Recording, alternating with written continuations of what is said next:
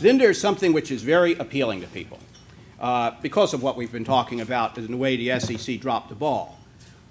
I have, and I'm sure many others, have received countless inquiries from investors saying, can't we sue the SEC? Isn't there some way here to sue the government? Now, I usually say if there's ever a situation where the SEC deserves to be sued, this is it. The problem is that those suits have to be brought under the Federal Tort Claims Act. Otherwise, there's sovereign immunity. And suits under the Federal Tort Claims Act have to get around what is called the discretionary acts, a discretionary function exemption, which basically says that if you're acting in a discretionary capacity, such as whether or not to conduct an investigation, and arguably how you conduct that investigation, you don't get to the end of the day with a claim.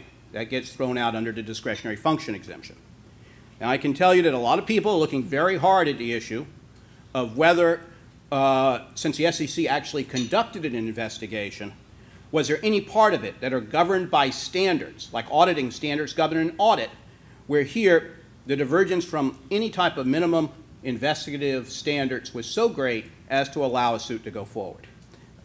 Don't view this as a promising area of litigation. I think there will be some efforts in this regard. Next, there are SIPC claims. There is protection under the Securities Investors Protection Act for investors of up to $500,000 for securities with a registered broker-dealer who goes bust. Now, one of the issues that there was a lot of concern about in the first place was whether the receiver might treat these as governed by a lower limit of $100,000, which deals with cash invested. The receiver, Irving Picard, has indicated that he intends to pay at the $500,000 level. He has indicated that the claims will be paid based on net principal losses.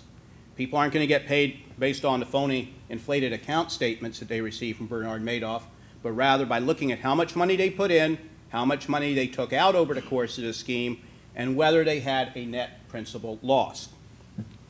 Now, the receiver has said he does not intend to pay on indirect claims. If you invested, let's say, in a Fairfield Century fund, he doesn't intend to pay that claim.